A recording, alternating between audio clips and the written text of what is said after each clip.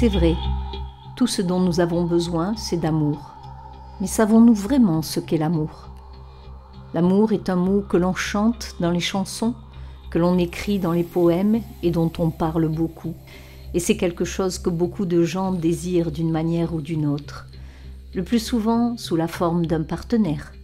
Vous entendrez souvent ces jours-ci « Soyez centrés sur votre cœur et votre bien-aimé. L'amour est la réponse parce que l'amour gagne toujours. Envoyez de l'amour et de la lumière. » et ainsi de suite. Les gens l'utilisent avec désinvolture dans les conversations de leur vie quotidienne. Il est considéré comme la solution à tous les problèmes du monde. Tout ce dont vous avez besoin, c'est de l'amour.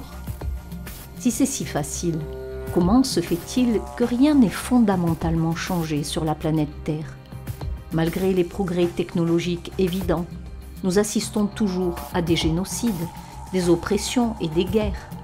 Des centaines de milliers d'enfants et de civils sont morts au Moyen-Orient et dans le monde entier à cause de la machine de guerre contrôlée par des dirigeants psychopathes qui se moquent éperdument de ceux qui brandissent un signe de paix en proclamant que l'amour est la force du changement.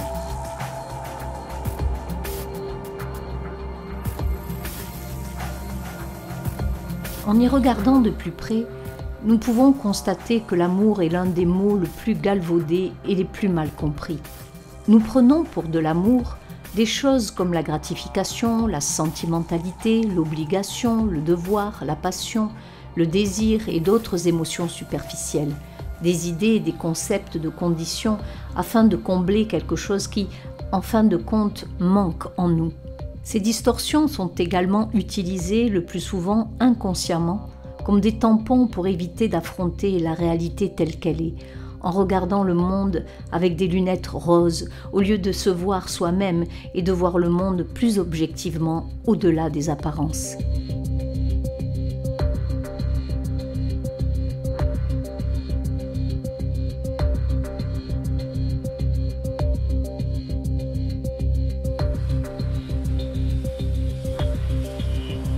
Il y a l'amour personnel entre les humains, l'amour maternel, l'amour de la famille et de la communauté, l'amour de soi, l'amour pour quelque chose de plus grand que soi, l'amour pour Dieu et même l'amour pour des idéologies et des concepts créés par l'homme tels que l'amour d'une nation ou d'un pays. Mais qu'est-ce que l'amour ? Comment décrire ou définir une force aussi puissante ? Les mots sont très limitatifs et ne peuvent que l'évoquer, mais pas le représenter. Peut-être pouvons-nous commencer par examiner ce que l'amour n'est pas. Dans les relations interpersonnelles, nous voyons souvent des jeux de contrôle, de jalousie et d'envie, ce qui n'est évidemment pas de l'amour, mais des expressions et des comportements basés sur la peur et le besoin. L'amour est lié aux émotions et aux sentiments, mais ils peuvent être simplement basés sur des réactions chimiques dans le cerveau qui aboutissent à un état d'euphorie où les gens se nourrissent les uns des autres, ce qui est aussi la base du vampirisme psychique. De nombreuses relations sont basées sur ce mécanisme d'alimentation qui n'a rien à voir avec l'amour, mais qui est un besoin parasitaire, entraînant la codépendance. L'attirance sexuelle est aussi parfois confondue avec l'amour. De nombreuses personnes s'engagent dans des relations pour de mauvaises raisons, que ce soit pour échapper à la solitude, pour combler un vide dans leur vie ou pour se nourrir d'une autre personne. La plupart du temps, cela se produit de manière inconsciente. Ainsi, les gens ont tendance à se mentir à eux-mêmes au sujet de l'amour et de leur relation de bien des façons, ne voyant pas l'autre tel qu'il est et ne se voyant même pas clairement tels qu'ils sont.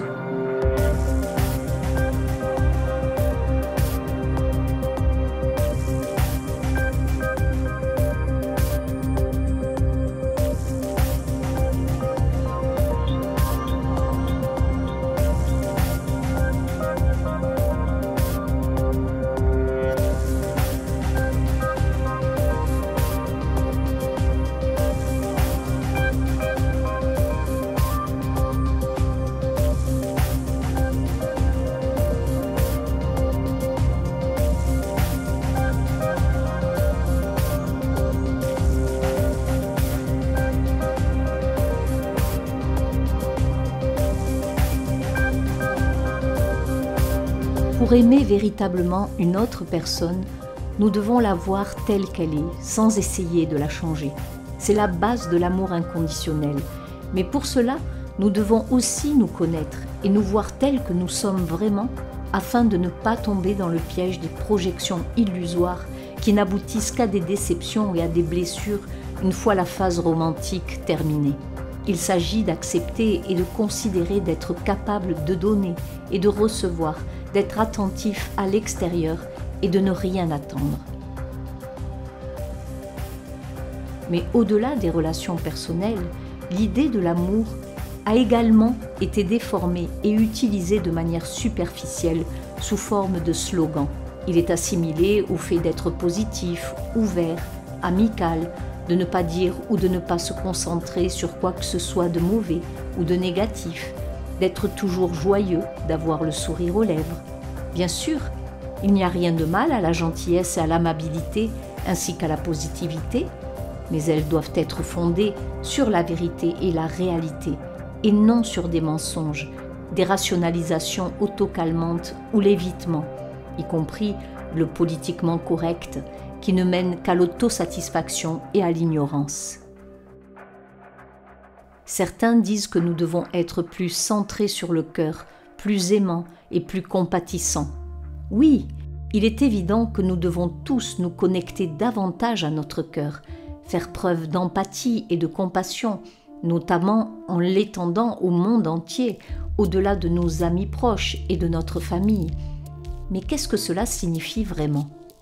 Beaucoup de gens semblent associer l'amour aux émotions et aux sentiments et à la gentillesse. Mais n'est-ce pas plus que cela, comme un état de conscience et d'être plus élevé ? Il semble que nous confondions beaucoup de choses avec l'amour et que nous jugions même l'intellect mauvais, le confondant avec l'esprit du singe prédateur, ce qui explique que beaucoup suggèrent que nous devrions penser avec notre cœur et faire ce que nous avons envie de faire, ce qui n'aboutit le plus qu'à une simple auto-illusion et à un manque d'esprit critique. Il s'agit d'aligner le cœur sur l'intellect, l'intuition sur la logique, le mysticisme sur la science. De nombreuses personnes semblent se forcer à atteindre cet état d'amour artificiel et superficiel par le biais d'affirmations artificielles et d'une spiritualité bienfaisante, en ignorant tout ce qui peut menacer leur vision positive de la vie. En fin de compte, il en résulte un refoulement et une armure qui se manifeste par la négation de la part d'ombre d'eux-mêmes et du monde, alors qu'ils ignorent la réalité objective. En apparence, ils ne pensent même pas que quelque chose ne va pas chez eux. Il s'agit en fait d'un état d'ignorance béate où l'on essaie de se maintenir à un niveau élevé grâce à des projections émotionnelles artificielles, en évitant tout ce qui pourrait les déprimer et en vivant dans une vision subjective en tunnel, avec des œillères. On peut voir ce genre d'attitude chez de nombreuses personnes qui se proclament conscientes et éveillées et qui suivent les enseignements superficiels du New Age et de la psychologie populaire, ce qui a pour effet de les calmer, mais de les priver d'une guérison plus profonde, d'une croissance et essentiellement d'un véritable amour.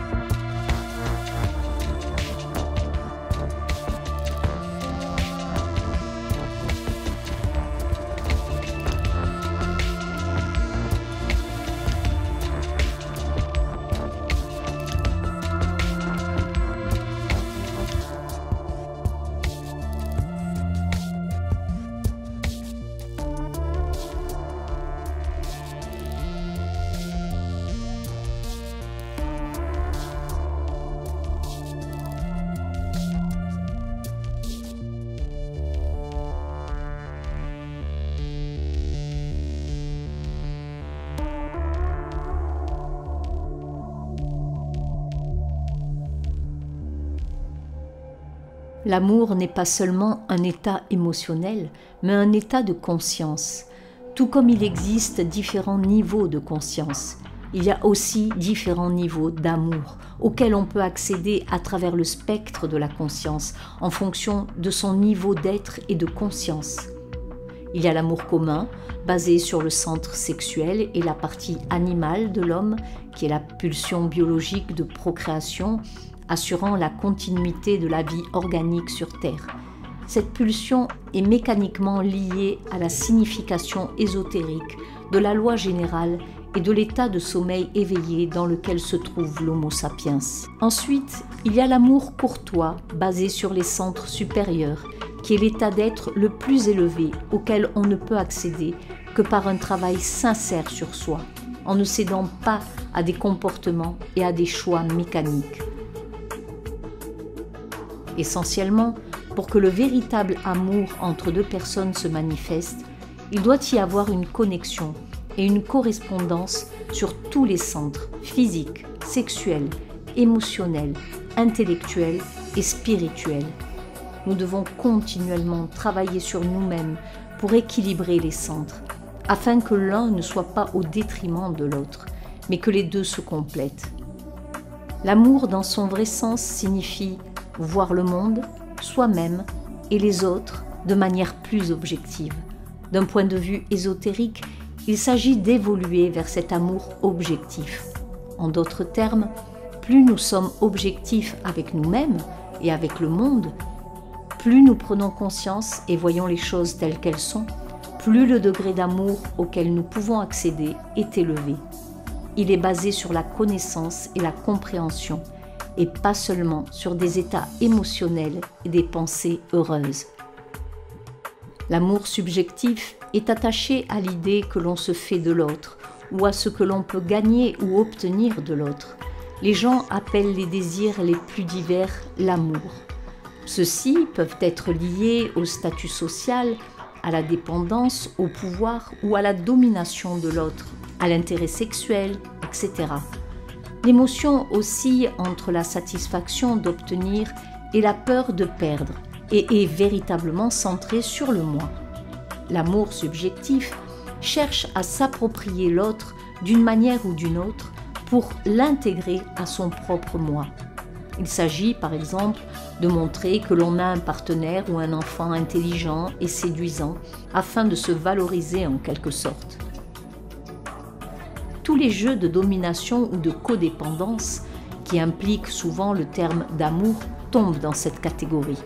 Cependant, en faisant le travail vers l'amour objectif, on ne devrait pas ignorer ou supprimer tout ce qui n'est pas à la hauteur de l'idéal d'un amour supérieur au-delà du soi. Chacun se trouve à un niveau d'être différent et a des leçons différentes à apprendre et à intégrer. Il semble se produire très souvent dans les cercles spirituels et ésotériques que les gens s'attribuent des qualités et gonflent leur être au-dessus de l'état réel où ils se trouvent et de ce qu'ils ont besoin d'apprendre et de confronter pour grandir et évoluer. L'amour objectif n'est pas un état d'existence détaché et sans émotion. Il signifie simplement que l'on agit à partir de son véritable moi, au-delà du conditionnement, de la programmation et des projections, mais avec un centre émotionnel propre et non pas fermé. Nos émotions sont la porte d'entrée de l'amour, mais elles ne sont pas l'amour. Il s'agit de s'ouvrir à la vulnérabilité et de ne pas réprimer les émotions négatives telles que la colère, la tristesse, la jalousie, le chagrin, mais de les traverser, ce qui conduit à la compassion et à l'empathie, non seulement pour soi-même ou ses amis proches et sa famille, mais aussi pour le monde et l'humanité dans son ensemble. Cela signifie également qu'il faut vivre et ressentir les émotions afin de pouvoir les évacuer sans les refouler ou les projeter sur quelque chose d'autre. Il y a de nombreuses façons de le faire, l'art, la musique, le journal intime, ainsi que le travail sur la respiration, le corps et d'autres modalités de guérison peuvent aider dans le processus de transmutation de l'ombre en lumière grâce à la purification émotionnelle. Il s'agit d'un processus délicat et profond qui ne se produit pas du jour au lendemain. Dans ce sens, les relations sont aussi des leçons d'amour et ne sont pas une fin en soi, mais peuvent nous aider à apprendre plus sur nous-mêmes, les gens et les amis qui sont également engagés dans un travail sincère sur soi et qui peuvent nous montrer des leçons précieuses, car ils servent de miroir et peuvent aider à exposer des parties de nous-mêmes que nous ne serions pas en mesure de voir puisque nous avons tous les angles morts subjectifs. Un miroir est généralement perçu comme choquant ou socialement désagréable. Cela s'explique par le fait que si le miroir est bon, il entrera en conflit avec des filtres objectifs de perception que la plupart des gens entretiennent à leur égard. En d'autres termes, l'image que les gens ont d'eux-mêmes est plus ou moins basée sur des mensonges. Et dans la mesure où le miroir atteint la véracité voulue, il remettra en question ces mensonges.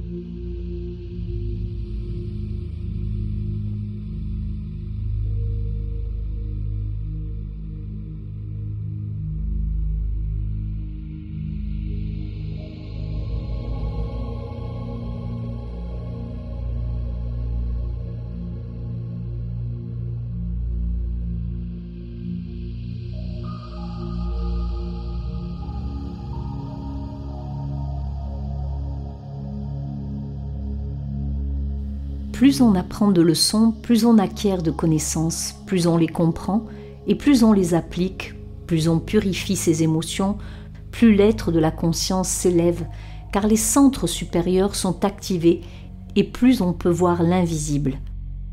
Cependant, il s'agit d'un processus qui diffère d'un individu à l'autre en fonction de nombreux facteurs. En revanche, les psychopathes, environ 6% de l'humanité, n'ont pas la capacité d'éprouver quoi que ce soit qui soit proche de l'amour, de la compassion et de l'empathie. Il ne s'agit pas d'une disposition psychologique, mais d'une disposition génétique. Il s'agit là d'un autre sujet très mal compris et ignoré, d'autant plus que la plupart des psychopathes peuvent paraître normaux grâce à leur masque de bonne santé mentale. Ils ne sont pas nécessairement des criminels dans les prisons, mais peuvent être des PDG, des politiciens, des guides spirituels, un mari, une femme ou le voisin d'à côté. Ils peuvent vous dire exactement ce que vous voulez entendre, paraître compatissant, empathique et compréhensif sans le penser ou le ressentir du moins du monde. Supposer que nous sommes tous les mêmes et que tout le monde a accès à cet amour supérieur ou à toute autre forme d'amour est au mieux une tromperie sur soi-même, et nous pouvons voir ce genre de supposition dans l'idée simplifiée à l'extrême de « nous sommes tous un ». On ne peut pas être ce que l'on n'est pas, ni donner ce que l'on n'a pas. Nous sommes tous un, mais nous ne sommes pas tous les mêmes. L'idée du « nous » semble être un point aveugle et une simplification excessive. Il ne s'agit pas d'opposer « nous » à « eux », mais de comprendre la complexité de l'humanité, ce que nous choisissons de croire et de souhaiter, et ce que nous évitons de regarder et d'affronter à l'intérieur comme à l'extérieur.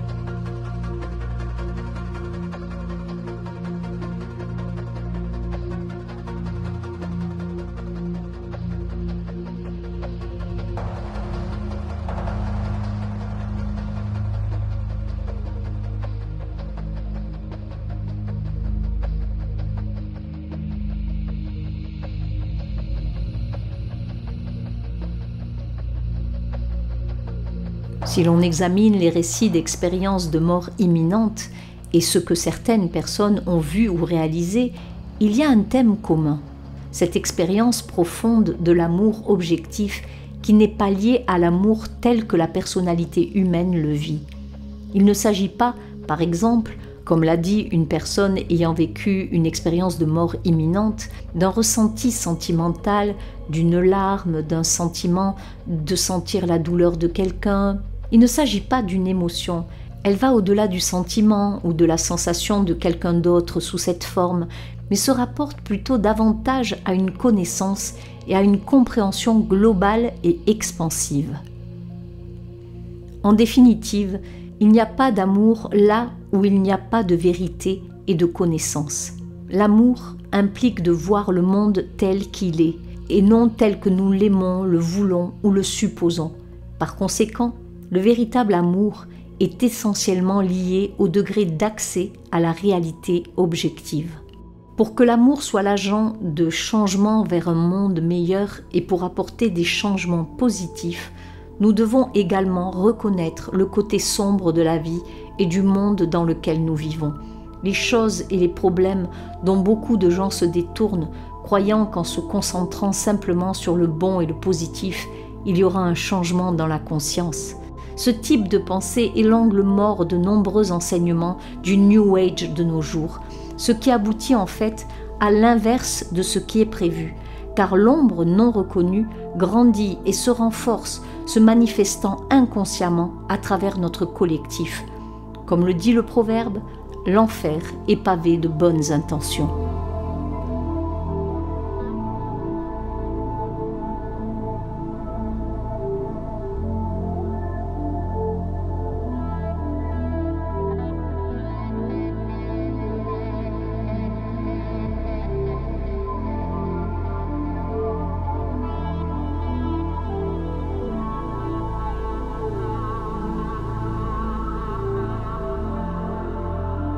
Les nombreuses idées de se concentrer sur l'amour et la façon dont les gens envoient de l'amour aux dirigeants mondiaux et à l'humanité ou même à la planète ne sont pas des actes d'amour réels, mais simplement des projections émotionnelles qui sont trompeuses et endommagent davantage l'homme, croyant qu'il fait réellement quelque chose et qu'il apporte un changement positif.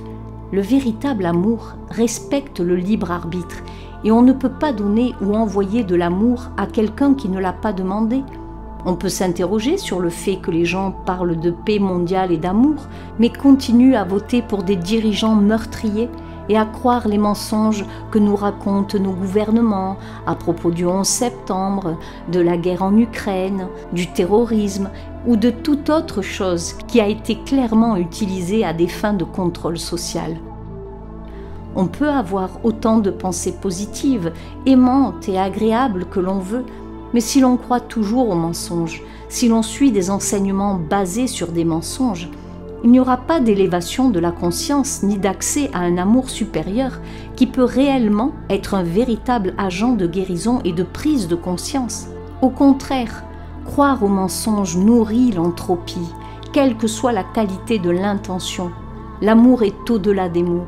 Et aucun changement ne se produira si les gens se contentent de répéter que l'amour est la réponse ou que tout ce dont nous avons besoin c'est de l'amour, tout en s'accrochant à des illusions et en ne s'engageant pas dans un travail sur soi sincère. Sans une compréhension et une connaissance profonde de ce qu'est vraiment l'amour et de ce qu'il implique, nous continuons à tourner en rond et l'histoire se répète.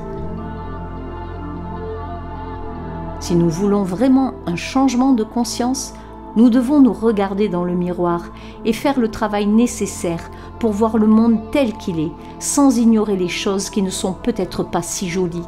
Il y a encore beaucoup de choses auxquelles nous devons faire face avant de pouvoir entrer dans un nouveau monde basé sur l'amour, la paix et la vérité.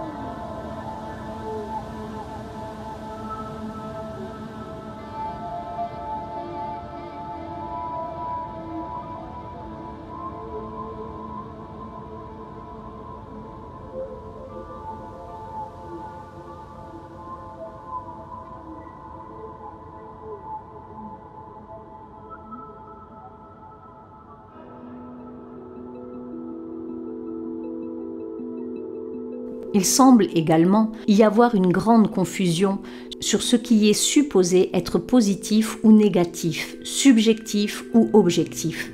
Certains prétendent que tout est subjectif. Tout dépend de la façon dont nous voyons les choses et la mécanique quantique, disent-ils, nous montre qu'il n'y a pas de vérité ou de vérité objective, mais qu'il y a ma ou votre vérité et que nous créons notre propre réalité par les pensées que nous avons, ce que nous aimons voir et ce sur quoi nous nous concentrons. Mais est-ce vraiment le cas ?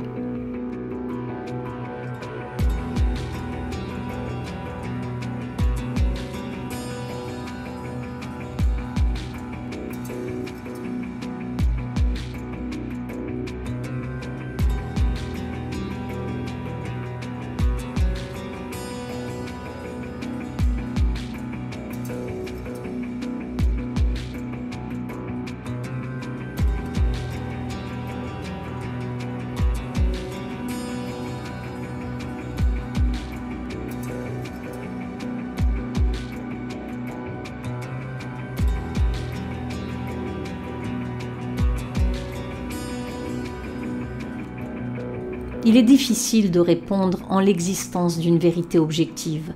Les points de vue philosophiques sur la vérité, les critères permettant de la connaître, varient en fonction de la vieille querelle entre le rationalisme et l'empirisme. Cependant, au-delà des discussions philosophiques ou scientifiques, il semble qu'il y ait généralement un élément qui soit à peine remis en question de manière plus approfondie. L'état d'être ou de conscience d'une personne qui est lié à la part de réalité objective à laquelle elle peut réellement avoir accès. Dans notre état d'être et d'existence actuelle, nous ne pouvons pas percevoir pleinement la réalité objective, mais nous pouvons tendre vers l'objectivité et élargir notre compréhension de la réalité et de nous-mêmes en conséquence. Un changement de conscience et un éveil implique un état de conscience plus élevé, ce qui signifie devenir plus conscient de tout cela, ce qui implique à nouveau de voir le monde et soi-même plus objectivement, sans œillères. Cela ne se fait pas tout seul, mais nécessite un effort et un travail sincère pour séparer la vérité du mensonge à l'intérieur et à l'extérieur. C'est la base du travail ésotérique qui consiste à acquérir la connaissance de soi afin d'élever la conscience à un niveau supérieur de l'être.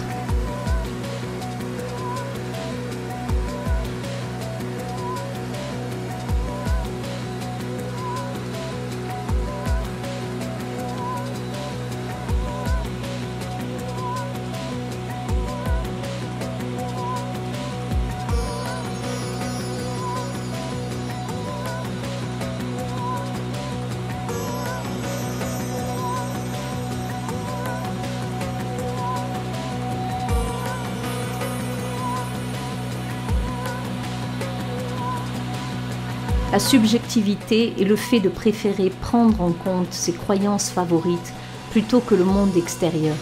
Cette tendance est généralement soutenue par un fort attachement émotionnel à ses croyances. Les souhaits, les suppositions et les opinions fondées sur un comportement réactif y sont directement liées. L'objectivité est la capacité de voir les choses telles qu'elles sont et non telles que nous les imaginons, les aimons ou voulons qu'elles soient.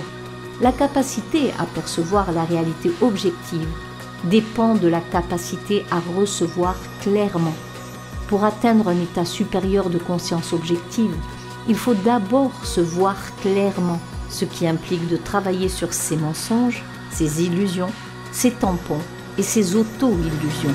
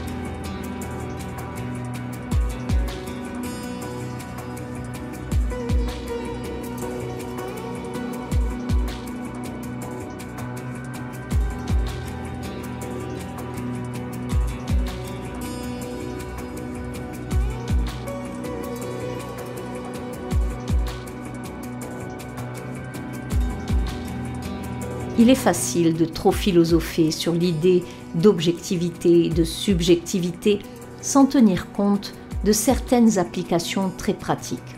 Par exemple, indépendamment de ce que l'on croit être sa propre vérité ou de ce que l'on pense et visualise, si vous marchez du haut d'une falaise, la gravité ne vous entraînera-t-elle pas vers le bas ?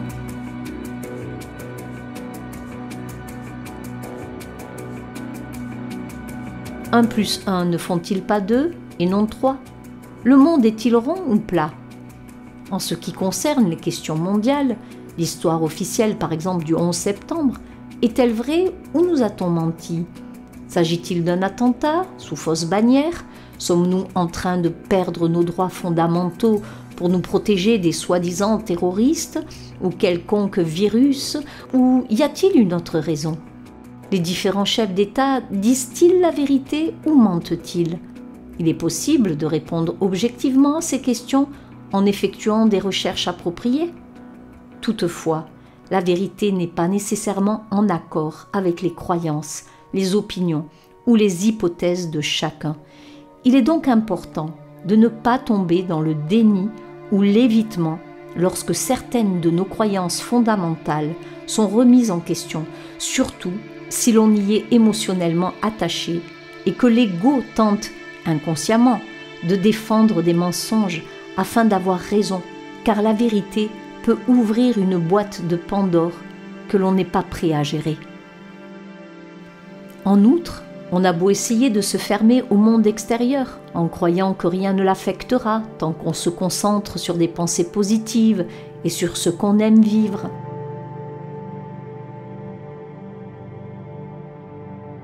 Les grands problèmes du monde ont toujours un effet sur nous tous, précisément parce que nous ne faisons qu'un et que tout est lié.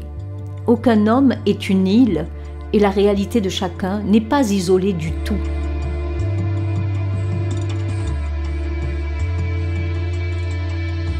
Depuis un certain temps, la communauté du New Age s'est emparée d'un paradigme fallacieux, mieux connu sous le nom de « vous créez votre propre réalité », qui crée délibérément beaucoup de confusion.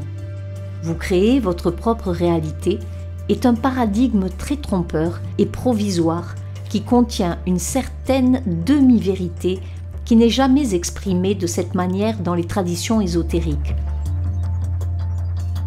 Il existe une vérité objective en dehors du contexte, de ce que notre petit moi perçoit.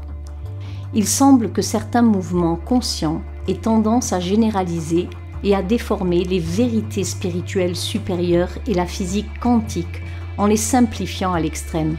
Toute vérité est relative. Ainsi, certaines personnes utilisent inconsciemment ou consciemment cette explication comme une excuse et une justification pour les atrocités dans le monde ou pour tout ce que l'on peut vouloir croire dans son propre petit monde subjectif, aussi illusoire, faux et basé sur de purs souhaits ou projections émotionnelles qu'ils puissent être, même au point de déclarer qu'il ne s'agit que de ma ou de votre vérité et qu'il n'y a pas de vérité objective. Il est évident que nous voulons tous des leçons personnelles à apprendre et des talents à développer, ce qui pourrait être interprété comme notre vérité personnelle, mais cela ne nous exclut pas des leçons collectives que nous avons tous besoin d'examiner si nous voulons évoluer consciemment en tant qu'un.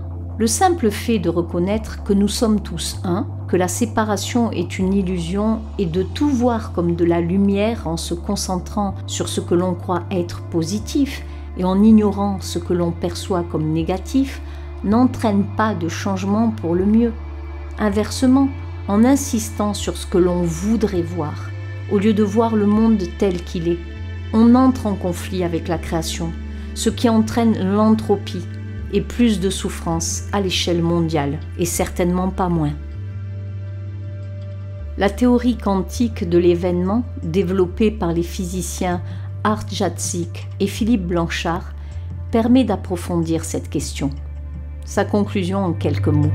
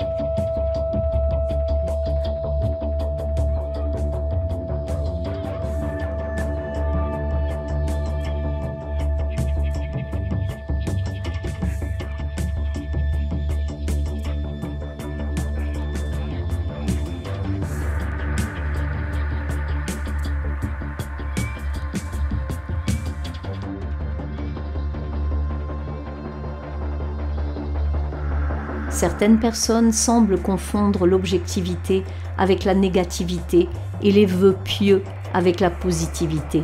La plupart des choses que les gens considèrent comme négatives ou positives sont des projections et des opinions subjectives qui ne reflètent pas vraiment le monde tel qu'il est. Sans vérité, sans objectivité, il n'y aura pas de changement pour le mieux, ni d'élévation de la conscience à l'intérieur comme à l'extérieur. En ce sens, de nombreuses personnes bien intentionnées et au grand cœur qui souhaitent un monde meilleur font en réalité plus de mal que de bien en ignorant et en niant les aspects de notre réalité qui ne correspondent pas à leur vision subjective, positive du monde. Elles croient au contraire qu'en excluant le soi-disant négatif et en voyant tout comme un et lumière, en visualisant, en méditant sur la paix dans le monde et en projetant amour et lumière, elles créeront la paix et l'harmonie. Rien n'est plus éloigné de la vérité.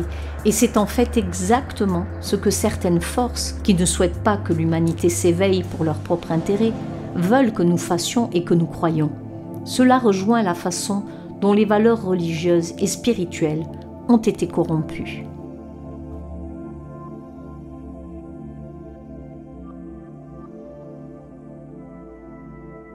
En d'autres termes, ceux qui exposent les mensonges et les atrocités de ce monde, ceux qui regardent le monde tel qu'il est avec tous les différents visages de Dieu, y compris les visages désagréables que beaucoup de gens perçoivent comme négatifs et aiment donc ignorer, font en réalité un travail de lumière, dans le vrai sens du terme, rendre l'obscurité consciente, élever la conscience et alors faire briller la lumière. La lumière, c'est l'information et la connaissance, et pas seulement le fait de rendre les choses légères dans le sens d'être gentil ou aimable et aimant, sans dire quoi que ce soit de mauvais ou de lourd.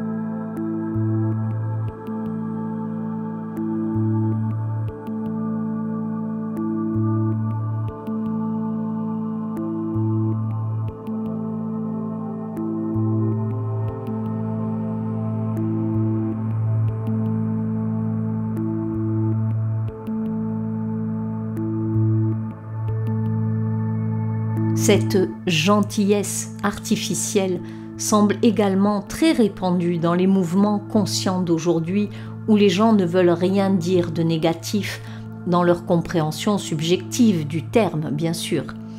En général, certaines personnes se cachent derrière une étiquette sociale et un masque sans vouloir dire quoi que ce soit de mal ou aborder des sujets tabous. Ils contournent les problèmes afin d'être spirituellement ou politiquement corrects et de ne pas marcher sur les plates-bandes de qui que ce soit. Bien sûr, cela ne signifie pas qu'il faille être méchant, agressif et impoli ou imposer des informations à quelqu'un qui ne les a pas demandées. Cela signifie simplement qu'il faut être sincère et honnête en toute conscience. Il y a un temps pour parler et un temps pour se taire.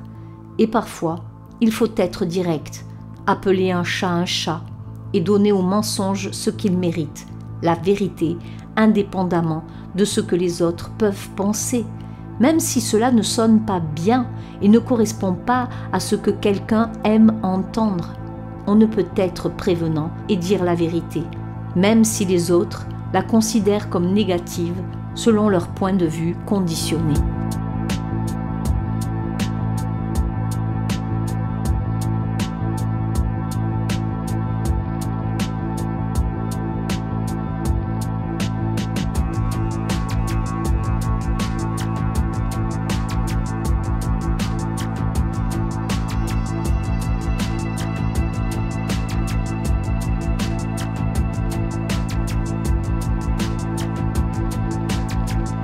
Il existe toujours de nombreux festivals dits éveillés qui proposent de la musique, de l'art, des ateliers et des conférences.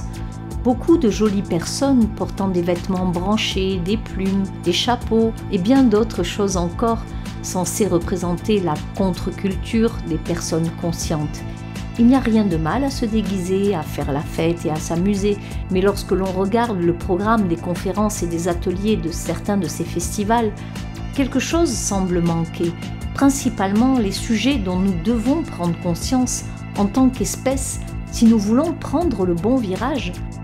Dans tout festival qui se veut éveillé et spirituel et qui est censé être le reflet de la contre-culture, on peut se demander pourquoi il n'y a pas d'atelier ou de conférence sur les crimes du gouvernement américain ou du complexe militaro-industriel, sur l'idée que des psychopathes sans conscience semblent diriger notre monde et nos institutions, que le 11 septembre est un mensonge qui a engendré l'oppression et la misère dans le monde entier sur la base d'une fausse guerre contre le terrorisme, et que les présidents qui se succèdent sont des marionnettes du monde des affaires, que les ovnis ne sont peut-être pas des signes de nos frères de l'espace qui viennent nous aider, mais que nous sommes en fait de la nourriture à bien des égards, ou que nous ne sommes pas une grande famille humaine, mais qu'il peut y avoir des humains avec et sans âme, et bien d'autres sujets encore.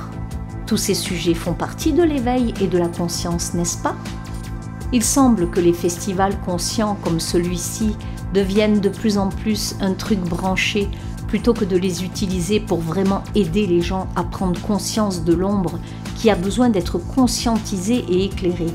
Il ne s'agit pas seulement de faire du yoga, de manger des aliments crus et de connaître la permaculture, ni d'être positif pour le plaisir d'être positif ou d'apprendre comment manifester les revenus que l'on souhaite.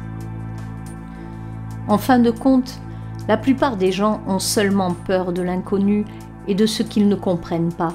Une fois que nous faisons l'effort de nous déprogrammer de notre conditionnement et d'acquérir la connaissance et la compréhension à l'intérieur et à l'extérieur, en éclairant les ténèbres, notre conscience s'élève et nous commençons à voir en alignement avec ce que nous sommes vraiment, au-delà des préférences, des souhaits et du déni, et nous pouvons alors agir en alignement avec notre soi supérieur et l'univers.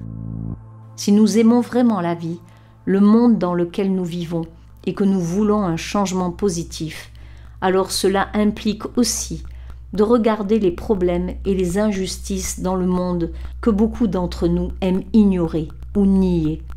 Il ne s'agit pas d'être négatif, mais de faire le travail qui s'impose en cette période de transition.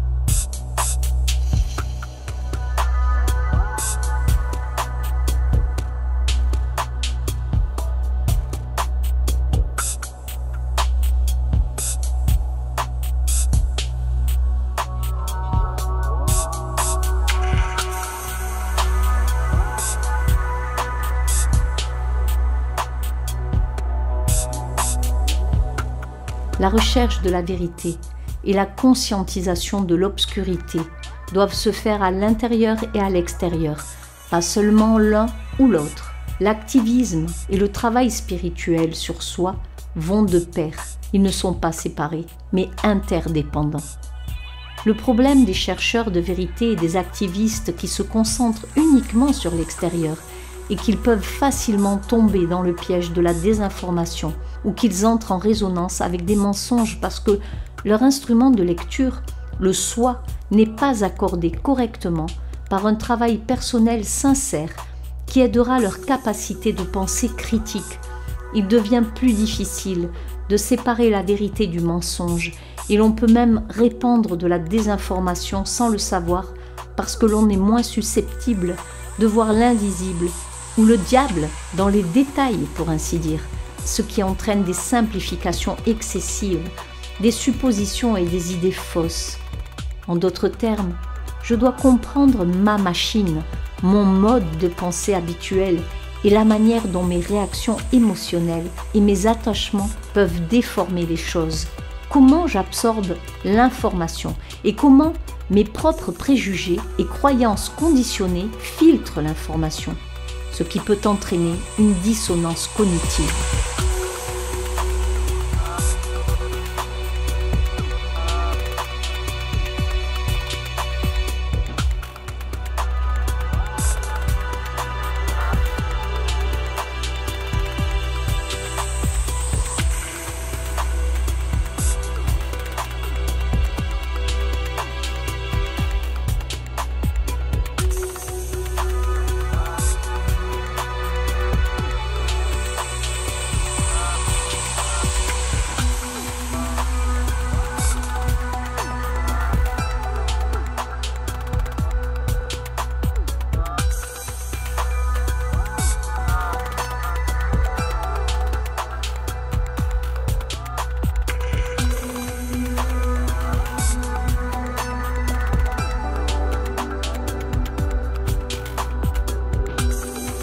Selon le mystique et maître spirituel Georges Ivanovitch Gurdjieff, l'organisme humain est constitué de deux fonctions fondamentales, l'essence et la personnalité.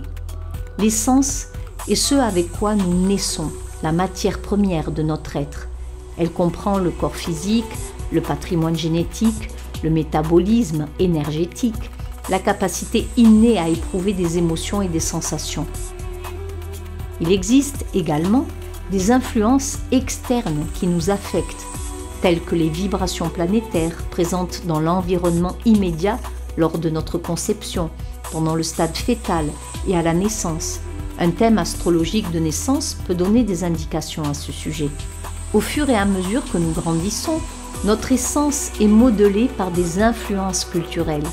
Elle peut mûrir selon la ligne de sa nature et de son potentiel inhérent, ou elle peut être bloquée dans sa maturation et donc former quelque chose qui va à l'encontre de son potentiel inné.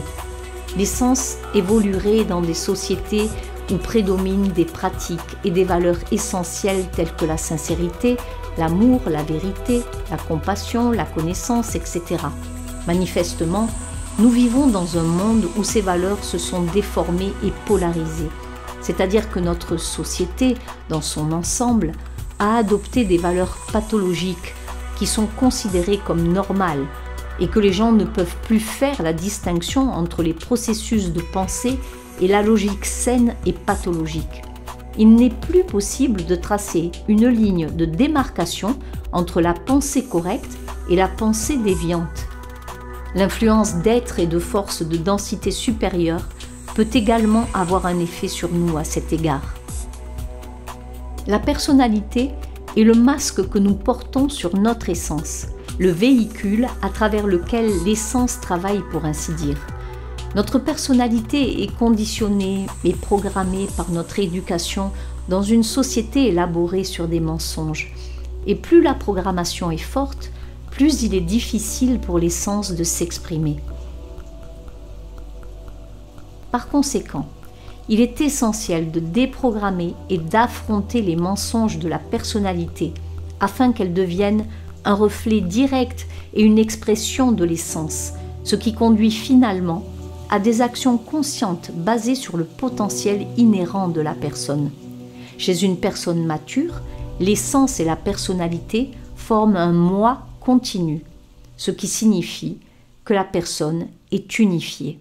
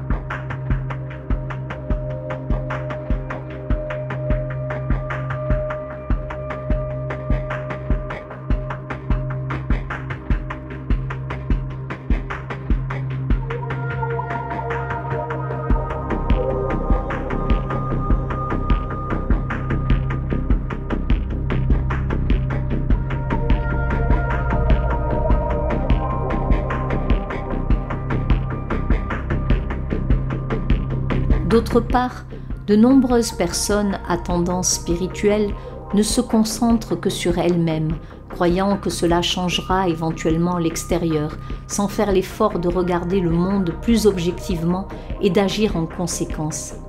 L'appel de Gandhi à être le changement que vous voulez voir dans le monde a également été mal compris de cette manière.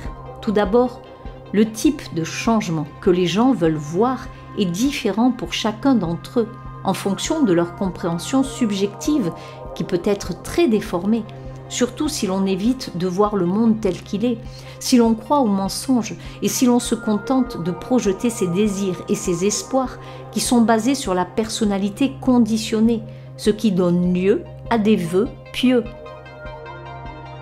Par exemple, le fait d'être gentil, parce que je veux voir un monde gentil, ne le rend pas ainsi automatiquement, d'autant plus que certains êtres humains sont câblés différemment. Un autre problème est que de nombreuses personnes essaient de tout expliquer par un système ou un enseignement et n'en voient pas les limites, voire les déforment pour les adapter à leur système de croyance. Par exemple, tout ce qui est négatif dans le monde n'est pas une manifestation de notre part d'ombre. Tout ce qui nous arrive n'est pas notre karma et nous n'attirons pas tout par nos pensées.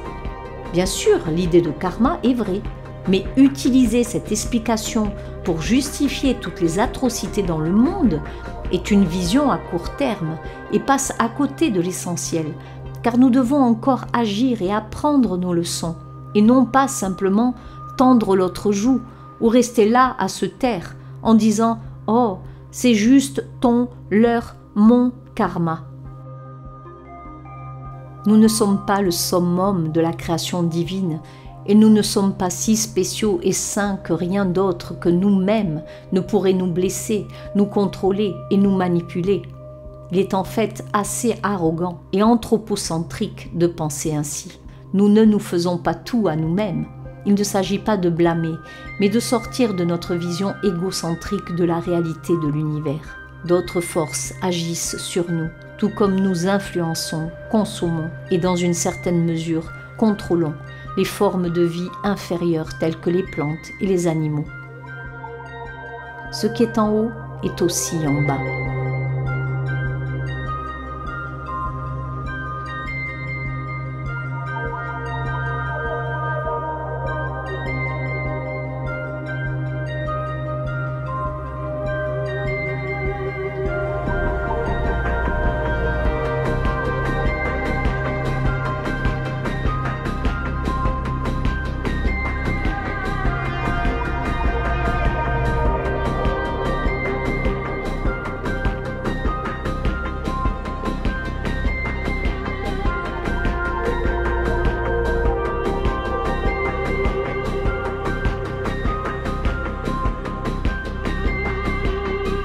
L'apprentissage ne s'arrête jamais et l'humanité a encore beaucoup à affronter et à apprendre, ce qui peut nécessiter une toute nouvelle compréhension de la réalité, tout comme il existe aujourd'hui des points de vue différents ou élargis en science par rapport à ce qu'Einstein ou Newton avaient découvert.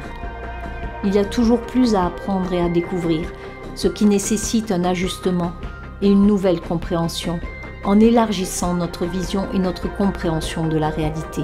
C'est ce qu'implique l'élévation de la conscience. Les gens qui sont coincés dans une idée ou un enseignement qui essaie de tout expliquer à travers eux élaborent leur propre boîte de réalité limitée. Cela concerne également la psychologie, l'astrologie, la philosophie, les arts de la guérison, les pratiques spirituelles ou toute religion orientale et occidentale, où de nombreux experts de ces systèmes regardent à travers une seule lentille, souvent déformée, faussée au départ, et sans se rendre compte que cette approche peut facilement conduire à une distorsion et à une vision en tunnel.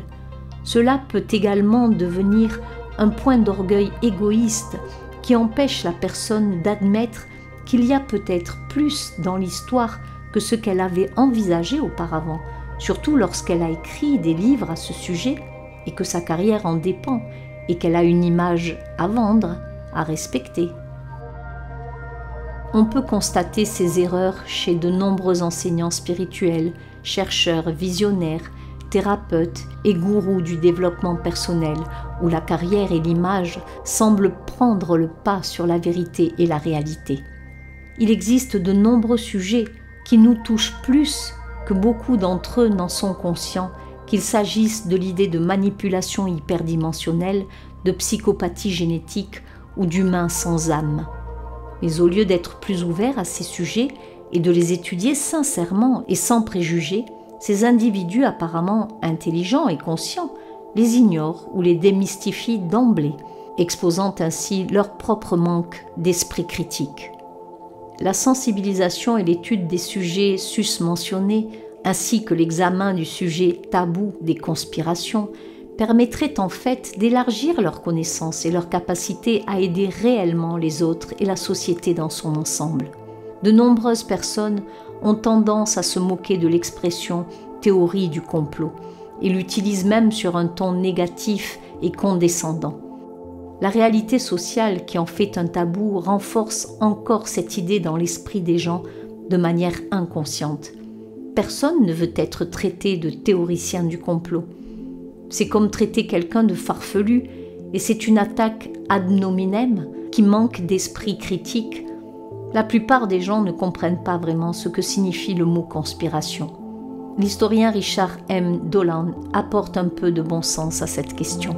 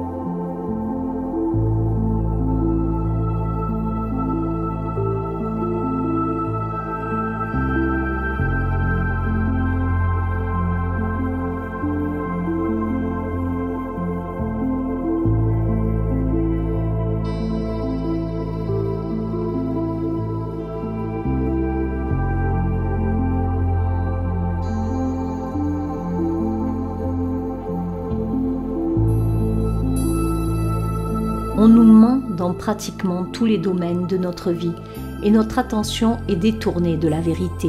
La corruption de la science joue également un rôle important. En fait, ceux qui s'approchent très près de la vérité sont souvent attaqués et ridiculisés. La vérité n'est pas bonne pour les affaires dans une société où les psychopathes sont au pouvoir et dirigent le navire, où les traits pathologiques sont devenus la norme acceptée dans notre culture officielle. Le travail de recherche de la vérité à l'intérieur et à l'extérieur n'est pas pour tout le monde, et tout le monde ne peut pas s'y engager car les gens sont différents à l'intérieur, certains n'ayant pas la graine, pour ainsi dire. Tout le monde n'est pas un guerrier, selon l'expression de Carlos Castaneda, et chacun a des leçons différentes à apprendre et des talents à développer avec un câblage intérieur différent. Personne n'est meilleur ou pire. C'est juste ce qu'il en est dans le cycle d'évolution dans lequel nous nous trouvons. C'est pourquoi il n'y aura pas non plus d'éveil collectif où tout le monde sera soudainement éclairé ou conscient.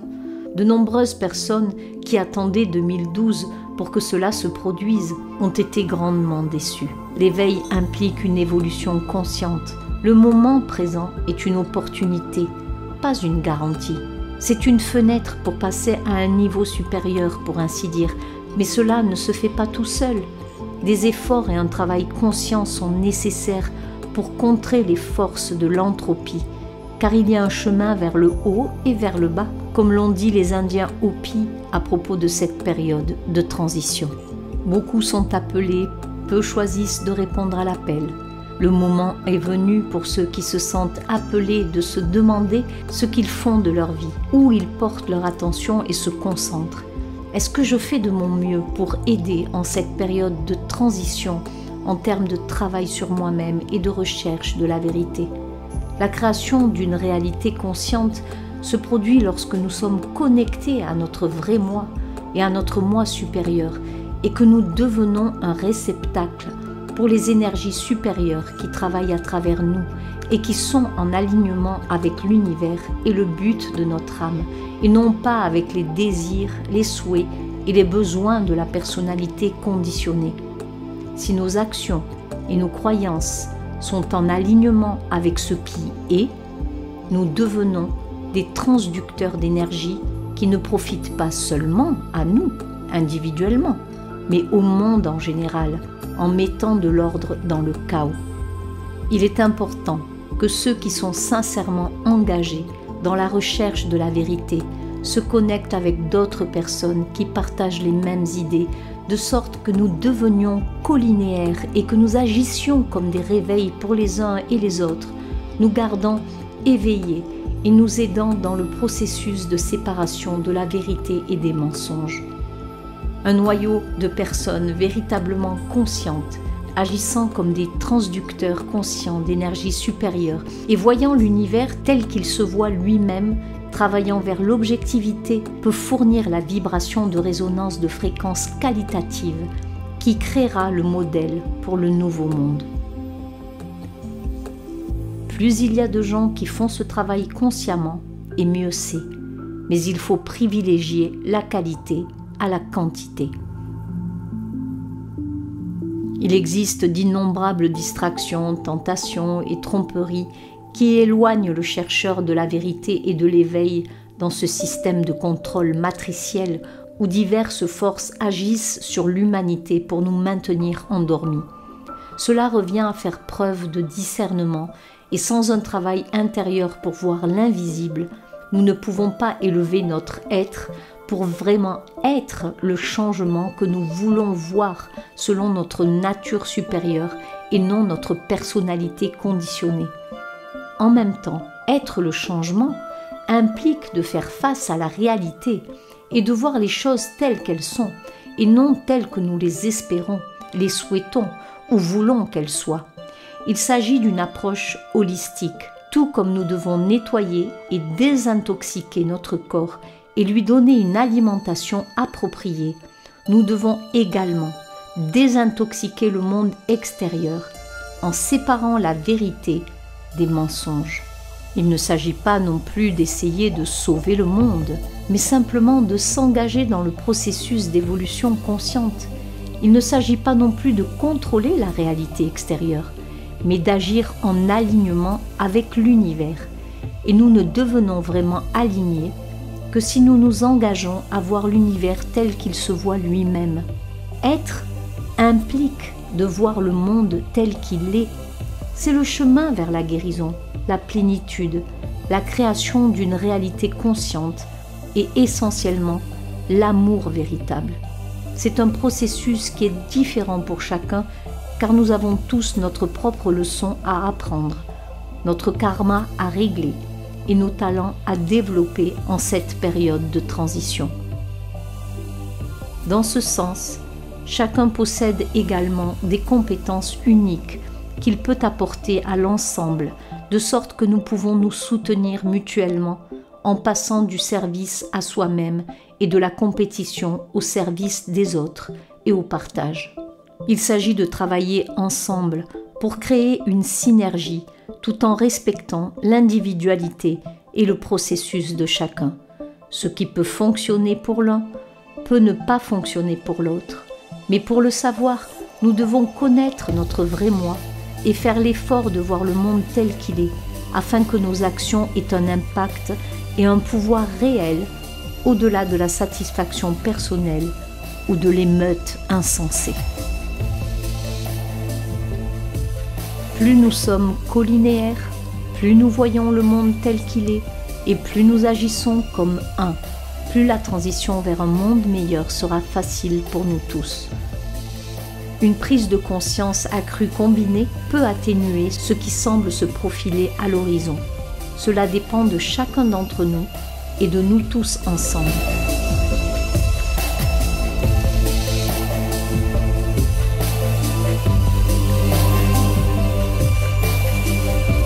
Si ce documentaire vous a plu et que vous désirez soutenir mon travail, alors je vous invite à vous reporter dans la section description sous cette vidéo où vous trouverez les liens permettant de me soutenir.